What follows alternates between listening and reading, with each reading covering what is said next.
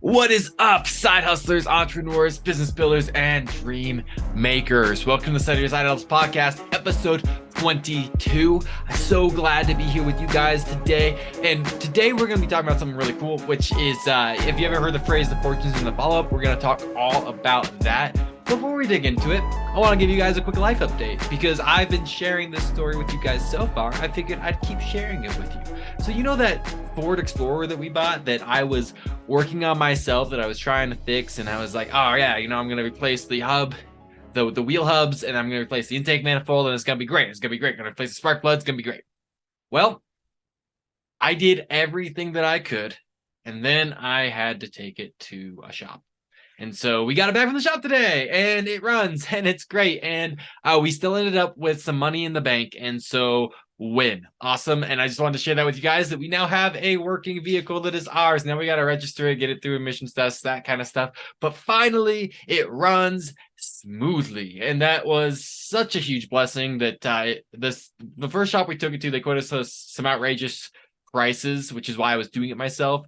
Took it to a different shop. They were way cooler, nice guys, family owned, and way more affordable. So it ended up being a win-win as far as I'm concerned. I got to learn some stuff about mechanicking, and I got to work on a car a little bit, and we have a running vehicle, and we saved a lot of money. So all ends well as far as I'm concerned.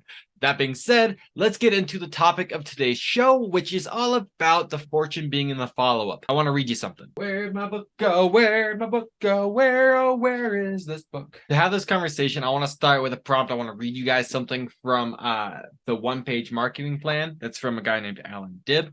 And I just want to read this to you guys before we dig into this, okay? Alan Dibb said, if the circus is coming to town and you paint a sign saying circus coming to the showground Saturday, that's advertising. If you put the sign on the back of an elephant and walk it into town, that's promotion. If the elephant walks through the mayor's flower bed and the local newspaper writes a story about it, that's publicity. And if you get the mayor to laugh about it, that's public relations. If the town's citizens go to the circus and you show them the many entertaining booths, explain how much fun they'll have spending money at the booths, answer their questions, and ultimately they spend a lot of money at the circus, that's sales. And if you planned the whole thing, that's marketing.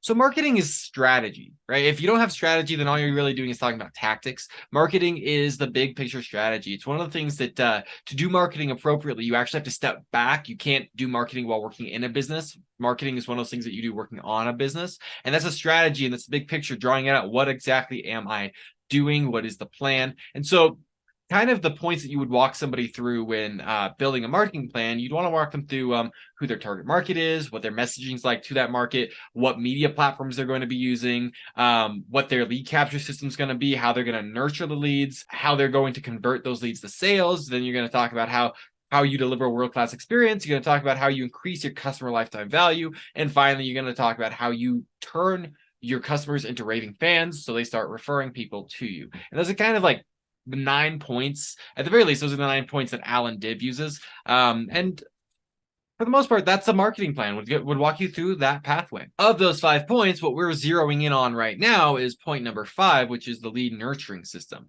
And so some fun facts, some things that you should know about your lead nurturing system. I'm going to pull up my notes here on my handy dandy Remarkable. Fancy, I'm not promoting it, and I'm not an affiliate, but I love my Remarkable, great product. So here are some fun notes. Talking about, have you ever heard the phrase, the fortunes in the follow-up? Well, here's how those numbers break down. Ready? Contact. Okay, you got a lead. Okay, you got their information, you got their lead. Now we're going to talk about contact made, okay? So 50% of all salesmen stop follow-up after 1 contact point. 65% stop following up after 2 contact points. Okay? 79.8% stopped following up after 3 contact points. 89.8% stopped following up after 4 contact points. And the average person needs more than 5 touch points to make a buying decision. 89.8% of salespeople never make enough contact points to sell the average person. So how do they stay in business, you ask? Well, it's the law of large numbers, because 3% of people are going to buy quickly. 7% of people are ready to buy, so they don't need too many contact points. And so they're going to be getting 10% of the people that they could be getting. But if you actually make enough contact points, what you're going to see is that almost 50% of people would have been a buyer eventually. And so what you need to do is continue nurturing. Okay? So what does that look like? Well, there's in my mind, there's at least 3 routes that you can take here, and I would recommend just taking all 3. So one is you can just have a legacy follow-up email sequence, right? So you could send people a daily email or an every other day email or a once a week email forever. Technically, the software would allow you to do it, but what I would suggest is something to the effect of a 30 to 90-day email campaign that's going to be sending them regular emails as soon as you've made contact, right? And so this is something through like a MailChimp or an Aweber, and you're just touching as often as you can. And in those, you're going to have like somewhere between 20 to 40% of them are going to be like sales pitches, call to actions. And then the other, 60 to 80% are just going to be value drop call to actions. They'll all have call to actions because we want to train people to respond to our call to action.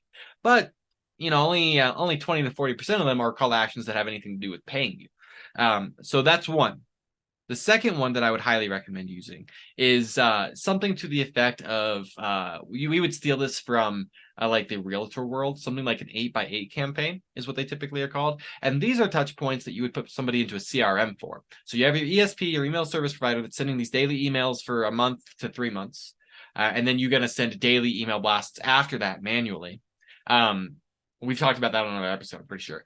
And then you have your 8x8 campaign, which you are a salesperson is actually doing, which is every week, once a week for 8 weeks.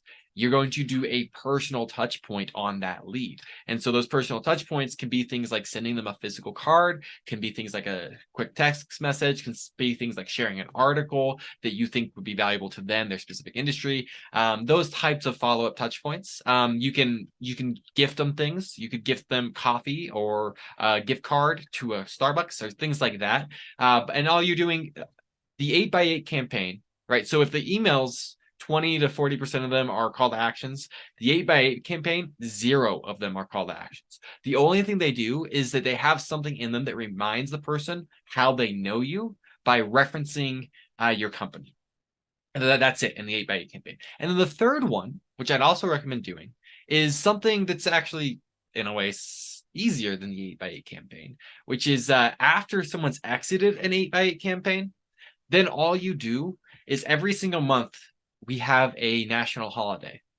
Every single month, you send them a mailer that's an actual card that's just, celebrating the day. And again, it's not a sales pitch, nothing salesy about it. All it's going to be doing is reminding them where they know you from, and keeping you front of mind. You do those 3 things, and, well, I'd be absolutely blown away if you do those 3 things, and in the course of a year, doing everything that I just said, you spend maybe $100 on a prospect, and I'd be blown away if you don't make that a huge return on investment, as long as your entire business is not selling a $12 product with no possibility for rebuild. That's what I wanted to talk to you guys about today, because that is currently what I am implementing in my business as well as 2 of my clients' businesses. So I just wanted to share it with you. It's what's on front of mind, and it's the easiest things for me to share about are things that are front of mind. So our lead nurturing systems are front of mind, and my car was front of mind. So that's what I had to talk to you guys about today. Reminder that on Friday, we're having our first guest. So if you want to hear our first guest, you definitely want to stick tuned and listen to Friday's episode. And today I'm going to do something slightly different. Rather than telling you that you should totally click the links in the description and get all the cool free things that I always tell you about, I'm going to ask you just to help out the podcast. And you're going to do that just by giving us a like, giving us a review, and sharing the podcast with others. Right now, we are on Spotify and YouTube. Those are the only 2 stations we're on. That will probably be changing in the future, but I don't know when in the future. So right now, share it through Spotify, share it through YouTube, give it a like, give it a comment, give us a review. All of those things really help us, and that's how the show's going to grow. So that's the call to action today. It's not to get all the free goodies and join the free Facebook group and get all the cool things that I give that are incredibly valuable. It's just to promote this podcast so that I can keep doing it. That's all I got for you guys today. Love you so much. Talk to you tomorrow.